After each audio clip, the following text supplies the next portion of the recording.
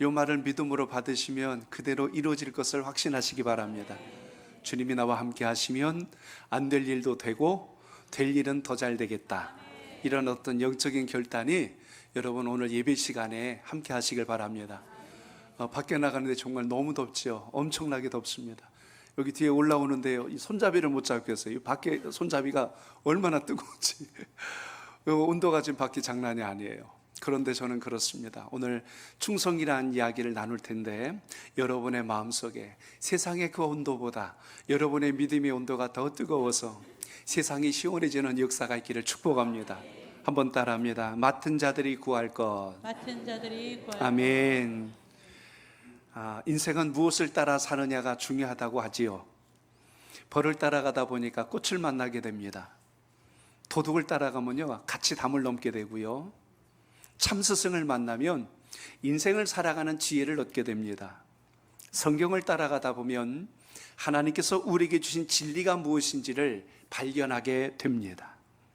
내 생각을 고집하며 가다 보면 내 수준만큼 세상을 삽니다. 그런데 하나님 말씀을 따라가다 보면 하나님 나라의 수준만큼 여러분이 성장하고 자라게 된다는 걸 믿으시기 바랍니다. 모압 땅에 살고 있던 룻이라고 하는 여인이 자기의 시어머니였던 나오미를 따라서 베들레헴으로 갑니다. 굶어 죽게 됐고 망하게 됐던 인생이 나오미를 따라서 그 하나님을 믿고 따라갔더니 그의 인생을 새롭게 여시는 하나님을 경험한 것이 성경 안에 기록되어 있습니다.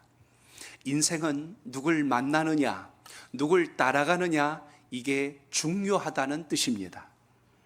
베드로가 예수님을 따르다 보니 그가 사람을 낚는 어부로 변화가 됩니다.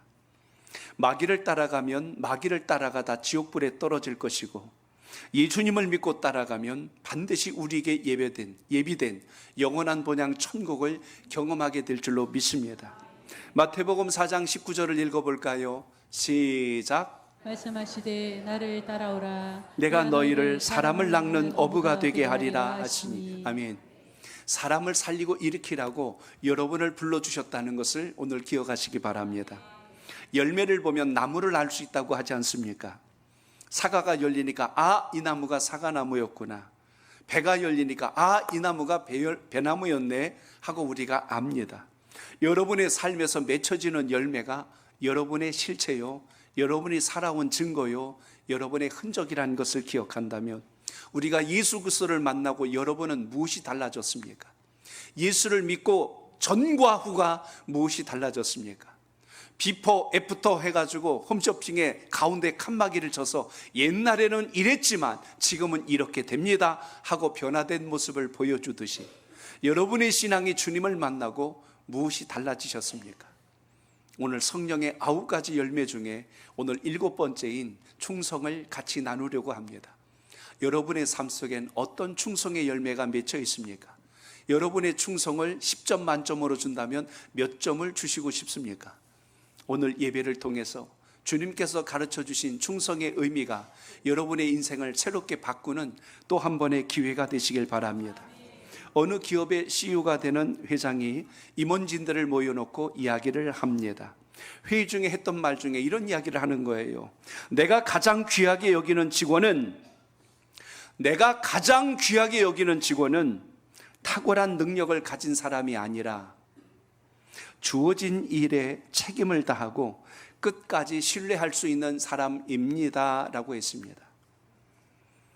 여기 있는 여러분, 내가 신뢰하는 직원이 누군지 아십니까? 실력이 탁월한 사람이 아니라 주어진 일을 책임감 가지고 끝까지 내가 신뢰할 수 있는 그 사람이 나는 가장 귀한 직원으로 여길 것입니다. 이렇게 이야기합니다. 문득 저는 여기에서 우리 주님을 떠올려 봤습니다. 주님께서 오늘 이 시대에 찾는 사람이 있다면 누구일까? 부자인가? 잘생긴 사람인가? 가진 것이 넉넉한 사람인가? 성경을 보니까 그렇지 않아요. 오히려 가진 게 많고 똑똑하고 잘생긴 사람들이 오히려 하나님을 더 멀리 떠나려고 할 때가 많습니다. 왜냐하면 자랑할 게 많거든요. 누릴 게 많거든요. 근데 저는 부족합니다. 저는 연약합니다. 저는 연약한 자입니다라고 고백할수록 더 주님 앞에 납작 엎드려서 주님을 따라가는 분들을 많이 보았습니다. 보면은 그런 분도 아닌데 겸손하세요. 더 주님을 만나려고 했고 주의 영광을 위하여 더 살려고 하는 것을 보게 됩니다. 오늘 이 시간 여러분, 우리의 삶, 세상은요 성공한 자를 인정하려고 하고 스펙이 좋은 사람을 부러워하고 영향력을 굉장히 중요시 여깁니다. 그런데 오늘 하나님께서 찾으시는 영혼들을 보니까 많은 소유를 이야기하지 않았어요. 맡은 것에 얼만큼 충성하였느냐, 이걸 본다는 사실입니다. 오늘 하나님께서 여러분 각자에게 주신 분량을 잘 발견하시고 그것에 따라서 충성할 줄 아는 하나님의 사람 되시길 바랍니다. 성경에 쓰여진 인물들을 잘 보십시오. 이들이 모두가 하나같이 충성하여서 복을 입은 사람들입니다. 모세를 보면 가진 것이 넉넉해서 충성했던 사람 아닙니다. 그는 40세에서 80세까지 양을 치며 살았어요. 아무도 알아주지 않는 목동의 모습으로 미디안 땅에서 양을 치며 살았던 사람입니다. 하나님이 그 모세를 부르셨어요. 그리고 애굽으로 가라, 내 백성들을 이끌어내라. 모세가 변화된 시점이 언제인 줄 아십니까? 하나님의 부르심에 대한 소명을 받았을 때예요. 여러분의 인생의 역전과 변화의 시점이 언제냐면 예배당 문턱이 닳도록 왔다 갔다 할 때가 아니라 하나님께서 여러분을 택하시고 여러분을 부르셨다는 확신이 생기는 그 순간부터 여러분의 삶 속에 역전이 시작될 줄로 믿습니다. 교회 오래 다닌 사람 되지 마세요. 교회 신앙생활 잘한 분이 되시길 바랍니다. 주님 만난 분이 되셔야 됩니다. 신앙의 연수가 짧아도 주님을 제대로 만난 인생은 하나님께서 그 인생을 통하여 역전의 기회를 주심을 믿으시기 바랍니다. 갈렙을 생각해 보시기 바랍니다. 나이 85세가 되었어요. 근데 약속의 땅에 들어가서 땅을 분배받을 때 제일 거치고 험했던 헤브론 산지를 아무도 싸우려고 하지 않는 거예요. 그런데 가장 나이 많은 오늘 갈렙이 내 나이 올해 85세이다. 그러나 45년 전에 하나님이 내게 주신 그 약속을 나는 믿습니다. 그러니 나는 그 약속을 믿고 저 산지를 정복할 테니 나를 거기로 보내주소서. 꿈을 간직한 사람, 하나님의 음성을 들은 사람은 나이를 초월하여서 주의 영광을 이룬다는 것을 기억하시기 바랍니다. 그렇기 때문에 충성이라고 하는 것은 저 사람은 믿음이 원래 좋으니까 그래. 세상에 원래 좋은 사람은 없어요. 근데 하나님께서 역사하시고 그걸 깨달은 사람이 변화가 시작된다는 것입니다. 오늘 지난주와 이번 주 여러분은 무엇이 갖고 무엇이 달라지고 있습니까? 지난해와 올해 여러분은 무엇이 갖고 무엇이 달라지셨습니까?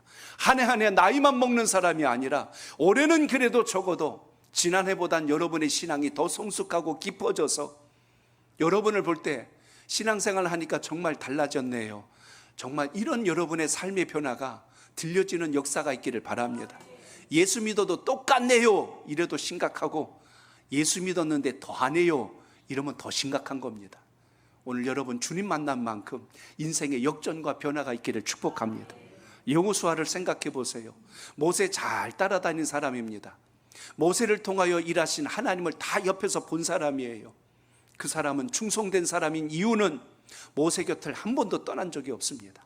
늘 그 말씀, 그 은혜, 그 사명의 자리에서 늘 묵묵히 수행하고 있다가 하나님께서 마침내 모세 사역이 끝나는 순간 그 모든 사역이 여호수아에게 이양되는 것을 보게 됩니다.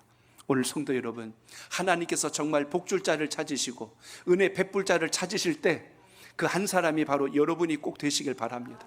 하나님께서 찾으시는 그 한 사람, 하나님께서 신뢰하는 그 한 사람, 내 마음에 맞는 사람을 다윗이라고 했던 것처럼 여러분이 그런 하나님의 사람이 꼭 되시기를 축복합니다. 고린도전서 4장 속에는 고린도 교회에 많은 분열의 아픔을 겪고 있는 그때에 사도 바울은 우리가 어떤 존재인가를 다시 확인시켜주는 중요한 말씀을 4장에서 시작합니다. 너는 누구에게 속했냐? 나는 바울에게 속했다. 나는 아볼로에게 속했다. 나는 그리스도에게 속했다. 나는 베드로에게 속했다 하고 자기의 배경을 자랑하고 있는 그때에 오늘 사도 바울은 다시 한 번 더 너희들의 근본이 무엇이냐? 하나님께서 너희들을 통하여 무슨 일을 하시려고 하는지 그 이유를 알라. 그 의미에서 오늘 이 4장이 시작이 됩니다. 그래서 오늘 4장에는 여러분 1절에 이런 말씀이 등장합니다. 자, 1절을 읽습니다. 시작. 사람이 마땅히 우리를 그리스도의 일꾼이요 하나님의 비밀을 맡은 자로 여길지어다. 아멘. 저를 따라합니다. 하나님의 비밀을 맡은 자입니다. 하나님의 비밀을 맡은 자입니다. 누가 충성된 자인가 봤더니 1절에 보니까 두 가지를 이야기합니다. 그 중에 첫째가 뭐냐면 우리가 그리스도의 일꾼이다라고 그랬고, 또 하나는 우리가 하나님의 비밀을 맡은 자다라고 했습니다. 그리스도의 일꾼이요, 그리스도로부터 우리에게 맡겨주신 하나님의 비밀을 안 자라면 그 아는 하나님의 사람이 어떻게 살아가는 것이 옳은가를 오늘 말씀하고 있다는 것입니다. 먼저 이야기한 것이 일꾼이에요. 히페레테스라는 말을 씁니다. 일꾼이란 말을 제일 쉽게 설명한 것을 제가 비유로 이야기합니다. 매너라는 영화 보신 분들 계실 거예요. 거기서 큰 배가 움직여 나갈 때 배 밑에서 노를 젓는 사람들이 있습니다. 그들을 이야기할 때 이들을 통해서 일꾼이라 이렇게 성경은 지칭합니다. 배 밑에서 노를 젓는 사람, 지금 어디로 가고 있는지 모르지만 명을 내리니까 열심히 노를 젓는 그 사람들을 일꾼이라고 합니다. 일꾼은 위로부터 내려온 명령에 대해서 철저히 순종하고 그것을 행함으로 옮기는 사람을 이야기합니다. 오늘 이걸 우리의 본문에서 다시 찾아본다면 그것이 곧 충성이라고 하는데요, 충성은 변하지 않고 성실한 그 마음으로 한결같이 그 자리를 지키는 사람, 오늘 거기서부터 충성이 시작된다는 걸 잊지 않길 바랍니다. 상황과 환경에 따라 이랬다 저랬다 휘청거리는 게 아니라 어떤 상황 속에서도 그 자리를 한결같이 지켜내는 사람, 이걸 우리가 충성된 자라고 말씀합니다. 일꾼이 그런 겁니다. 일꾼은 노를 젓는 사람, 이런 뜻이에요. 노를 젓는다라고 생각할 때, 여러분, 노를 저을 때요, 좌우에 있는 것을 똑같이 힘을 주고 당길 때 배가 앞으로 나가지, 이걸 가지고 한쪽을 세게 주고 한쪽을 약하게 주면 배 방향이 틀어지기 시작합니다. 한쪽을 아예 하지 않고 한쪽만 져보세요. 어떻게 될까요? 배가 제자리에서 뱅뱅 돕니다. 우리의 신앙이 성장하지 않고 제자리 걸음을 한다거나 꼼짝하지 않고 다른 방향으로 혹시라도 가고 있다면 우리가 노를 젓고 있는 일꾼의 모습에서 제대로 가고 있는가를 살펴야 된다는 뜻입니다. 오늘 여러분, 하나님께서 여러분에게 비밀을 맡겨주셨어요. 세상의 비밀이 아니라 하나님 나라의 비밀을 여러분에게 맡겨주신 겁니다. 그걸 맡긴 것으로 오늘 1절은 여길지어다라고 기록되어 있어요. 여겨주신대요. 그렇게 여기래요. 우리가 비밀을 맡은 자라고 인정하고 받아들이래요. 여기에서부터 여러분의 신앙과 믿음의 아름다운 충성의 열매가 시작된다는 것을 보게 됩니다. 그러므로 맡긴 자로서 해야 될 게 세 가지가 있어요. 첫째는 잘 보존해야 그것이 맡은 자의 도리입니다. 잘 보관하지 않으면, 그것이 훼손당하면 본질이 무너져 버릴 수 있기 때문에 오늘 여기서 보면 맡은 자로 여기라는 말씀 속에서 먼저 여러분이 기억해야 될 것, 우리는 진리를 잘 보존할 책임이 있다는 걸 기억하시고, 또 하나가 있다면 이것을 잘 전파할 책임이 여러분에게 있다는 걸 잊지 않길 바랍니다. 아, 그렇구나. 보존한다는 건 묻어두는 것이 아니라 이걸 잘 지킬 뿐만 아니라 내 주변에 있는 사람들에게 알려야 될 의무가 있다는 거예요. 여러분은 예수님을 믿고 얼마나 주님을 자랑해 보셨습니까? 여러분이 자랑한 그 주님 때문에 누군가 변화되어서 주님 앞에 나온 분이 계십니까? 오늘 예수 믿고 여러분은 변화돼서 나는 구원받았으니까 이제 됐어, 나는 안심이야 하고 이러고 눌러앉고 끝날 것입니까? 아니면 여러분 때문에 누군가 또 예수를 만나고 변화되는 사람이 있습니까? 여러분의 신앙 안에 바로 이런 역사가 살아있기를 바랍니다. 그래서 그 진리를 위해서 우리가 열심을 다하여 전파하고 나누며 가르치며 양육할 책임이 하나님의 사람들에게 있다는 걸 잊지 마시고, 이 믿음이 오늘 여러분에게 있기를 축복합니다. 내 주장을 내세우는 것이 아니라 주님께서 여러분이 주신 그 소망을 잘 부여잡고 믿음의 자리에서 충성된 하나님의 사람 되시길 바랍니다. 그러므로 이제 오늘 본문에 보시면 2절에 이렇게 강조하지요. 자, 2절을 읽습니다. 시작. 그리고 맡은 자들에게 구할 것은 충성이니라. 저를 따라합니다. 맡은 자들에게 구할 것은 충성입니다. 구할 것은 충성입니다. 아멘. 충성이란 단어가 헬라 원문에 보면 피스토스라는 말 씁니다. 그 단어의 뜻은 신실하다, 신뢰할 만하다, 변함이 없다란 뜻을 가지고 있습니다. 충성은 다시 정리합니다. 신실하고 신뢰할 만하고 변함이 없다. 그렇기 때문에 하나님께서 충성되이 여겨주셨다는 것은 이런 모습과 모양으로 우리가 신앙하고 있을 때가 제일 아름답다는 뜻입니다. 신뢰할 만하고 신실하고 변함이 없는 그 신앙의 자리에서 여러분의 신앙이 날마다 강건해지시길 바랍니다. 충성이란 단어의 한문을 보면 그 충자가요, 마음 중심자, 가운데 중자에다가 마음 심자를 씁니다. 내 마음의 중심이 거기 충이란 단어가 됩니다. 그리고 여기 성이라고 하는 이 성자는 정성성자를 써요. 마음의 중심에서 나오는 열정, 이걸 충성이라고 합니다. 사람들의 눈을 의식해서 보여지는 겉의 모습이 아니라 내 내면 중심 깊은 곳에 내 마음이 주님께서 주신 곳으로 열정을 다하는 모습, 이걸 충성이라고 표현합니다. 오늘 그렇기 때문에 이 예배를 드릴 때 여러분의 마음의 중심이 하나님을 향하고 주님의 은혜가 여러분을 움직이는 역사의 시작이 되시길 바랍니다. 모든 물체는요, 중심을 잡으면 쓰러지지 않아요. 팽이도 돌고 있을 때는 안 쓰러집니다. 두발 자전거도 움직이고 있을 때는 쓰러지지 않지요. 여러분의 신앙이 하나님의 말씀을 따라서 배 밑에서 노를 젓는 일꾼처럼 그 방향을 향하여 짚고 있을 때는 넘어지지도 않고 흔들리지도 않아요. 근데 그때 내가 노를 하나 놓거나 나의 생각 속에 다른 생각이 들어오는 순간 우리는 머릿속으로 인간적인 계산이 시작되기 시작합니다. 그래서 주님의 뜻보다 여러분의 감정이 우선하고 여러분의 판단과 생각이 우선하는 결과를 낳게 된다는 것입니다. 세상은 실력을 기준으로 삼아서 뽑습니다. 그러나 하나님은 신실한 사람들을 통하여 주의 역사를 맡기셨다는 것을 잊지 않길 바랍니다.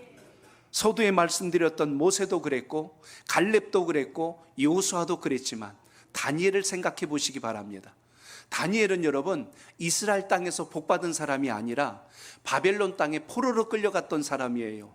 나이가 어렸을 때 15세 16세 전후에 되었을 때 그 땅에 끌려가서 그는 환관이 됩니다.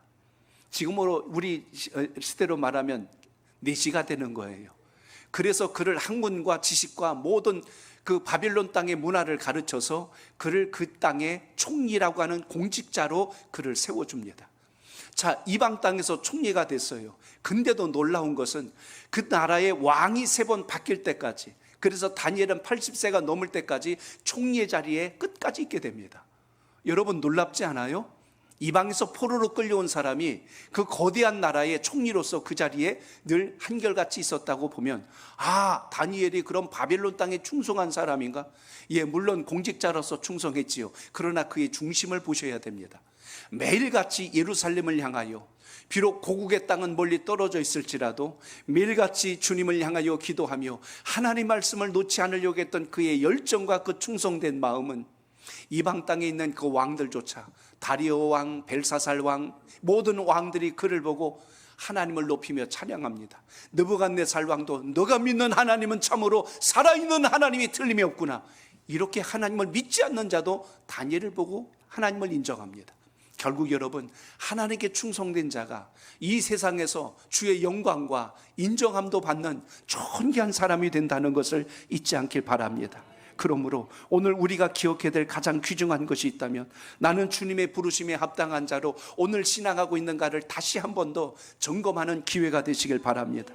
맡은 자에게 구할 것이 충성이라면, 충성은 서두에 말씀드린 바로 신실함과 변하지 않는 태도라고 하였는데, 여러분의 마음이 늘 주를 향하는 그 중심이 요동하지 않기를 바랍니다. 그래서 충성은 겉으로 보이는 결과가 아니라 그의 내면 속에 있는 태도라는 거예요. 자세라는 겁니다. 그래서 하나님은 중심을 보신다는 이유가 바로 여기에 있다는 사실입니다. 여러분, 마태복음 25장에 보면 달란트의 비유가 나옵니다. 그 달란트의 비유를 잘 보십시오. 5을 맡은 사람이 있고 2를 맡은 사람이 있고 1 맡은 사람이 있어요. 통상적으로 우리는 그런 생각을 합니다. 누구는 5을 주고 누구는 1를 줬네. 그것 때문에 시기하고 그것 때문에 낙심해요. 열심히 식어집니다. 자꾸 여러분의 신앙과 믿음을 누구와 비교하기 시작하면 그때부터 내 마음이 낙심이 들어오고 불안이 들어오고 시기심, 질투가 발동하기 시작합니다. 근데 여러분, 은사와 재능은 하나님께서 여러분에게 주신 선물이란 걸 꼭 기억하시기 바랍니다. 하나님 나라에서 상 받는 사람이 누구냐면, 많이 가진 자와 적게 가진 자가 아니라 가진 것을 남길 줄 아는 자에게 복을 주셨다는 걸 잊지 않길 바랍니다. 그러니까 5을 가진 자가 만약에 3을 남겼다, 그는 충성된 사람이 아닙니다. 2를 가진 사람이 2를 남겼다, 2를 남겼지만 그는 충성된 사람이에요. 왜냐하면 자기에게 부여받은 것을 통하여 최선을 다하여 열매를 거뒀기 때문에. 하나 가진 사람은 적게 받았기 때문에 혼난 게 아니라 그 하나를 가졌는데 그 하나를 가지고 그대로 땅에 묻어둔 겁니다.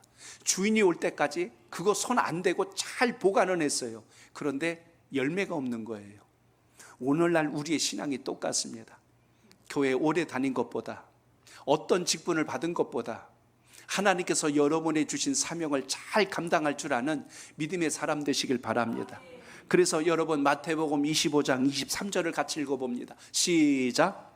주인이 이르되 잘하였도다 착하고 충성된 종아, 내가 적은 일에 충성하였음에 내가 많은 것을 내게 맡기리니 내 주인의 즐거움에 참여할지어다. 아멘. 주님께서 다시 오실 때요, 여러분의 맡긴 것을 다시 요구하십니다. 너 얼마 남겼니? 하고 남긴 걸 물으세요. 근데 그 중에는 제가 이렇게 남겼나이다 우리가 고백할 수 있는 사람도 있지만, 주님 저에게 맡겨주신 것 제가 잘 보관하고 그대로 가지고 왔습니다, 이런 사람도 있다니까요. 평생 신앙생활하는데 주를 위하여 흘린 수고의 땀이 없어요. 수고의 눈물이 없어요. 헌신도 없어요. 그리고 주님 잘 믿었다고 착각하고 갑니다. 주님이 오늘 우리를 부르신 이유는 예수 믿고 구원받는 차원에서 끝난 게 아니라 구원받은 하나님의 백성으로서 이렇게 사는 것이 옳으니라. 오늘 여러분 이 충성의 은혜가 여러분 속에 열매가 꼭 되시길 바랍니다. 상상 속의 하나의 열매가 되지 말고 여러분의 삶의 구체적인 증거가 꼭 되시길 바랍니다. 예수를 믿고 여러분 뭐가 달라졌어요? 예수를 믿고 여러분 어떻게 사십니까? 믿기 전과 후가 똑같다면 안 믿는 거예요. 주님과 상관없는 사람입니다. 주님 근처에 있다고 열매 맺지 않습니다.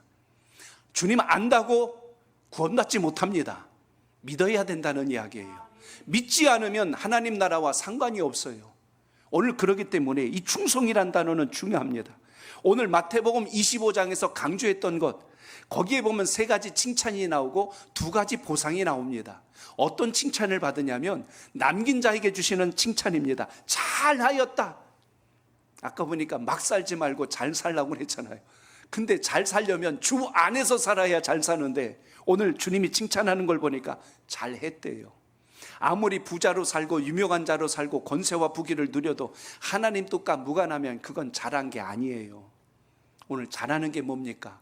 하나님 말씀대로 순종하셔서 그 뜻대로 살아가시길 축복합니다. 잘하였다. 그 다음에 뭐래요? 착하고, 그 다음에 충성된 종아. 여러분 3가지를 잘 기억하세요. 잘하였다, 착하고, 충성된 종아. 여러분 저도 여러분도 주님 앞에 갈 때 이 칭찬을 꼭 받을 수 있기를 바랍니다.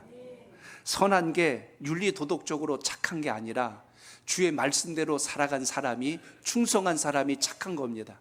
하나님 뜻대로 산 사람이 착한 겁니다. 그리고 그 사람을 충성되다고 말씀합니다. 그러면 우리 하나님께서 2가지 보상을 하셨어요. 첫째는 내가 작은 일에 충성하였음에 내가 많은 것을 맡기리라 그랬어요. 이 땅에서 하는 건 작은 일이래요. 여러분이 생각할 때는 어우 내가 이걸 어떻게 했지? 근데 하나님 나라에는 이것과 비교할 수 없는 더 크고 놀라운 것을 여러분에게 맡겨주신다는 걸 잊지 않길 바랍니다. 2번째 축복, 보상이 뭐냐면 주인의 즐거움에 참여할 자격을 주시겠대요. 천국 잔치에 함께 동참할 수 있는 초대권을 주시고 자격을 주시겠대요. 오늘 여러분 우리가 이 땅에서 신앙하는 모든 수고의 눈물을, 그 땀방울을 우리 주님께서 기억하시고 칭찬하며 인정하고 계심을 잊지 않길 바랍니다. 반면에 1달란트 받은 사람 어떻게 했어요? 그걸 땅에 묻어둡니다. 주님은 그 사람을 향하여 이렇게 말씀합니다. 악하고 또 뭐라고 그랬어요? 게으른 자요. 그리고 영원히 이곳에서 떠나라. 내쫓아버렸어요. 오늘 여러분 악하고 게으른 자가 되면 안 됩니다. 세상에서 나쁜 짓 했다고만 악한 게 아니라 하나님 뜻대로 안 살면 그거 악한 겁니다. 그리고 주님 말씀에 순종 안 하면 그거 게으른 겁니다. 오늘 우리가 충성이란 단어 속에서 다시 생각해 보십시오. 주의 말씀을 받은 대로 들은 대로 믿음의 자리에 아름답게 서시는 은혜가 있기를 바랍니다. 그렇기 때문에 저를 따라합니다. 작은 일부터 충성해야 합니다. 충성해야 합니다. 누가복음 16장 10절에 보니까 그렇게 말씀해요. 우리 같이 읽어봅니다. 시작. 지극히 작은 것에 충성된 자는 큰 것에도 충성되고 지극히 작은 것에 불의한 자는 큰 것에도 불의하니라. 아멘. 요셉이 애굽에 팔려갔을 때 노예가 됐습니다. 종이 됐어요. 보디발이라고 하는 당시 왕의 경호대장이었던 보디발의 집에 종으로 들어갑니다. 그 집에 종들이 얼마나 많았을까요? 그런데 성경에 보면 그 요셉이 가정 총무가 됩니다. 모든 종들 가운데 제일 으뜸이 됐어요. 그게 왜 가능했을까? 보디발이 볼 때 너에게 이 일을 맡기면 참 잘하겠구나 하고 그 눈에 든 사람이 요셉이었습니다. 요셉이 하는 일은 한 집안의 모든 살림을 돌아보는 종으로서의 그 직무를 감당하는 사람이었어요. 근데 그가 나중에 보디발의 아내로 인하여 억울한 누명을 쓰고 감옥까지 들어가지 않습니까? 그 인생이 더 비참해졌어요. 종도 비참할 판국인데 감옥에 들어간 죄수가 되어버렸습니다.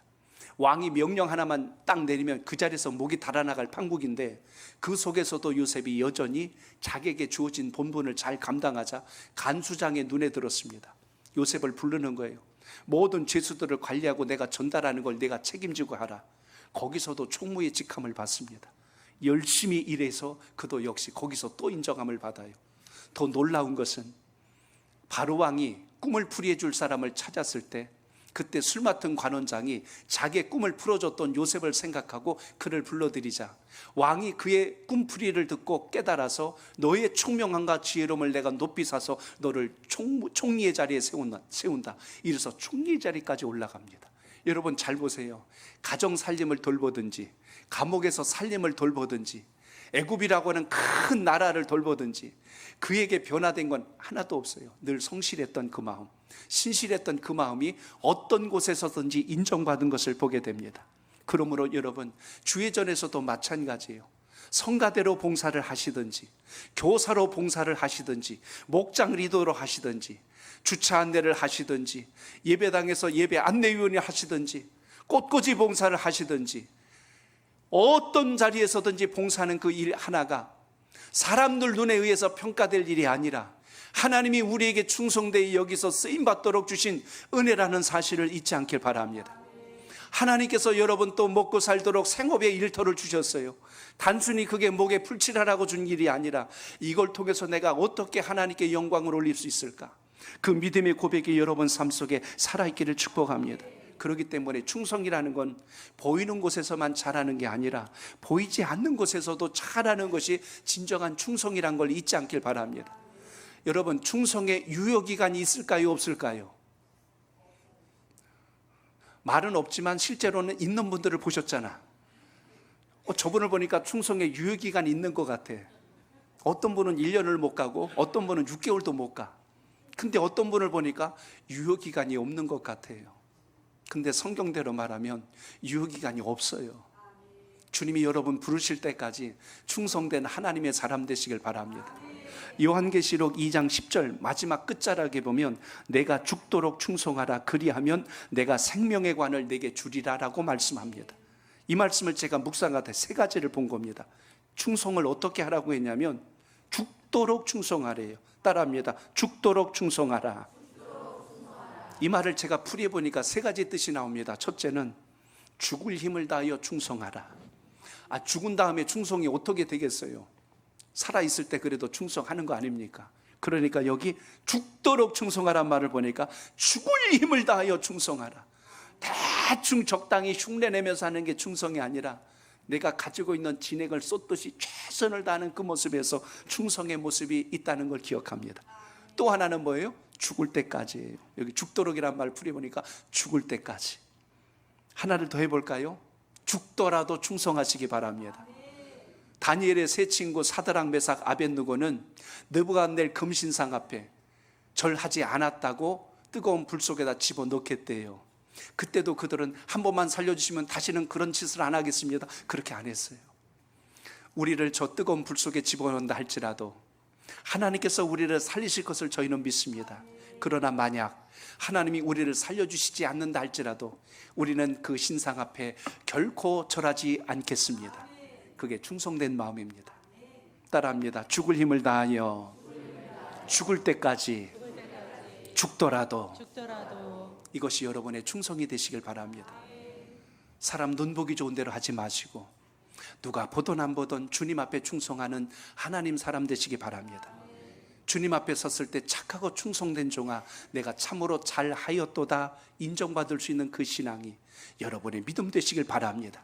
지금까지 그러지 못했다면 이제부터라도, 지금까지 그렇게 신앙하지 못했다면 옛날을 후회하지 말고 지금부터라 여러분 충성된 하나님의 사람 되시길 바랍니다.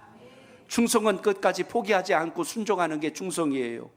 끝까지 포기하지 않고 순종하는 게 충성이에요. 시험이 와도 환경이 어려워도 이해가 되지 않더라도 오늘 하나님께서 내게 맡겨주신 그 자리에서 묵묵히 나갈 수 있는 바로 그것이 주님께서 기뻐하시는 충성된 자의 모습이라는 것을 언제나 기억하시길 바랍니다.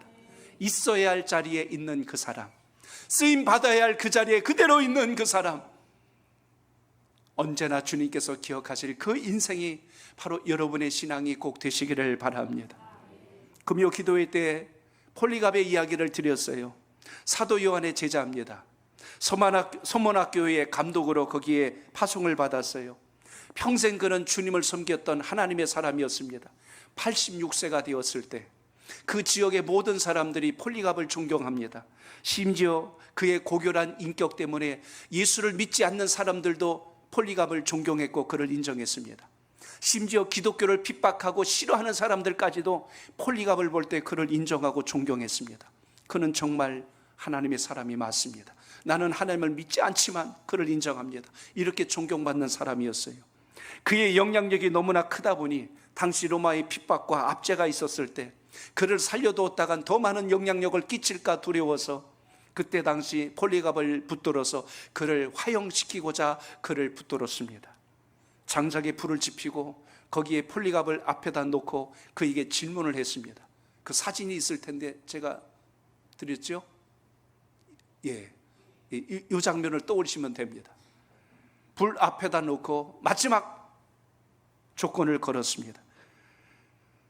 서만학교의 감독이요, 나는 당신이 이렇게 나이 많은 노인의 몸으로 비참하게 죽는 것을 원하지 않습니다. 그러니 거짓이라도 좋으니 예수를 믿지 않는다고 딱 한 번만 말해 주십시오. 그러면 당신을 놓아드리겠습니다. 그리고 이곳에서 떠나서 다른 지방에 가서 예수를 전하십시오. 그리고 예수를 믿든지 전도하든지 그건 마음대로 하십시오. 그런데 우리의 부탁이 하나 있습니다. 그 정도로 정중했다는 거예요. 예수를 안 믿겠다고, 모른다고 그거 한마디만 해 주십시오. 그게 진심이 아니라도 좋으니 믿지 않겠다고 한마디만 이 듣는 사람들 앞에서 해 주신다면 살려서 보내드리겠습니다. 그런데 그렇게 안 하면 이 불 속에다 당신을 넣겠습니다. 이렇게 이야기한 겁니다. 자, 여러분 같다면 어떻게 하시겠어요? 믿고는 있는데 한 번만 나 안 믿어요? 그러면 되는 거예요. 그리고 다시 예수님 열심히 잘 믿으면 됩니다. 자, 거수로 한번 해볼까요?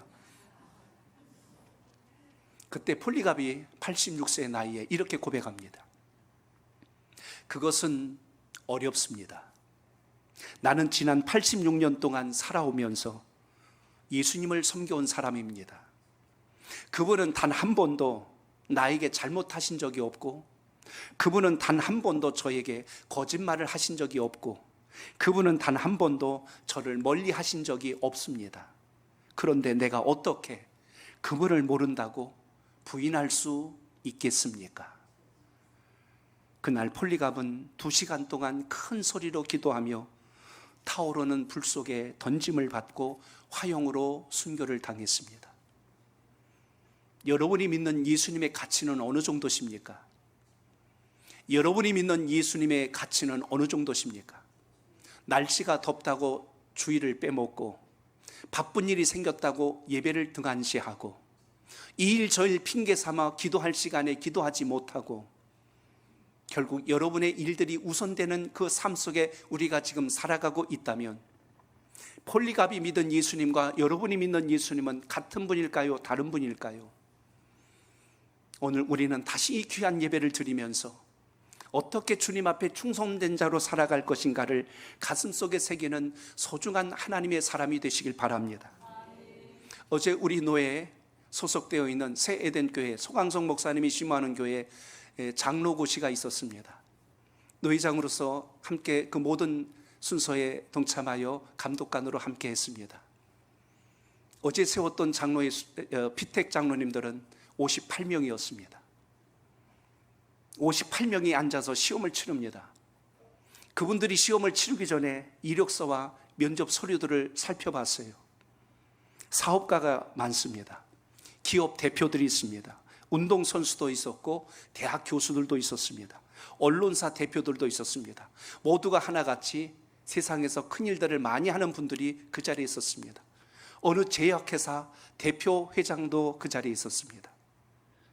다양한 분들이 시험을 치르는데 여러분 한번 생각해 보세요.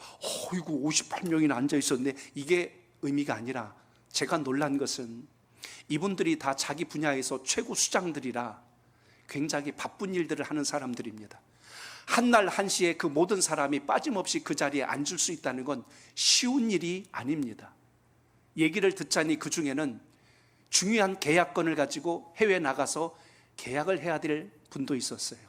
그 계약을 미루었습니다. 시험을 치르기 위해서 그것을 미뤘어요. 회사에 큰 영향을 줄 수 있는 결정하는 순간이었는데도 그걸 미루고 고시를 치르기 위하여 그 자리에 참석을 했습니다. 많은 분들이 앉아 있었어요. 이들이 한날 한시에 많은 기업들을 움직이고 중요한 요직에 있는 분들이 한날 한시에 그 자리에 앉아 있다는 사실 자체부터가 예사롭지 않았습니다. 소목사님 옆으로 오시더라고요. 그러더니 그래요. 네, 회장님, 그런 거예요. 저기 저분 있죠? 그래요. 네. 그랬더니 한 달에 2천만 원 11조 하는 분이에요. 또 이렇게 얘기하는 거예요. 금액 때문에 놀란 게 아니라 그분이 하나님 앞에 늘 충성하며 믿음의 자리에서 그 사명을 감당함으로 그 교회가 사회적으로 국가적으로 얼마나 크고 많은 일들을 하고 있는가를 주목해 봅니다. 저는 문득 그 생각을 합니다. 우리 선목교회에도 하나님의 나라를 위해서 큰 꿈을 꾸는 많은 일꾼들이 있기를 축복합니다.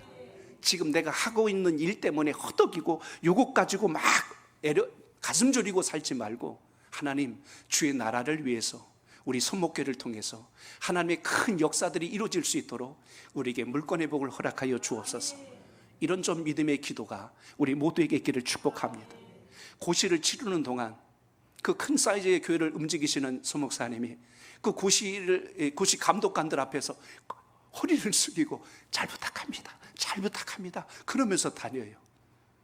나중에는 강단에 올라와서 너 회장님 잘 부탁합니다. 인사까지 아니 그렇게 안 하셔도 됩니다 했는데도 그러세요.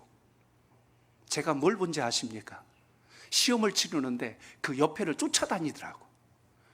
이렇게 쫓아다니면서 이렇게 넘겨보더니 그 옆에 앉더니 요거는 뭐라고 얘기를 해주셔. 요거는 이렇게. 왜 그러셨을까요? 떨어지면 안 되니까. 떨어지면 안 되니까 그 옆에서 이야기를 하는데 오른쪽 어깨를 제가 봤는데 어깨가 떨고 있어요. 시험은 피택 장로들이 안수 집사들이 시험을 치르고 있는데 그 옆에서 그걸 보고 있는 모든 수장이 되는 58명을 총괄하고 그 자리에 자격까지 올려놓으신 목사님이 옆에서 어깨를 떨면서 이렇게 쓰세요 하고 이야기를 하는 모습을 봤습니다. 그 한 분 한 분들이 그 자리에 올 때까지 얼마나 수고의 눈물과 헌신을 했을까. 그분들이 이 과정을 잘 통과할 수 있도록 가슴을 졸이고 있는 그 뒷모습을 저는 보았습니다. 오늘 이 귀한 예배를 드린 성도 여러분, 우리 선목교를 통하여 저는 여러분들의 얼굴을 봅니다. 여러분 한 분 한 분이 앞으로 주님의 나라를 어떻게 세워가는 멋지고 보배로운 보석들이 될 수 있을지 저는 하나님께서 여러분을 통하여 큰 역사를 이룰 믿음의 증인들이 되시길 축복합니다.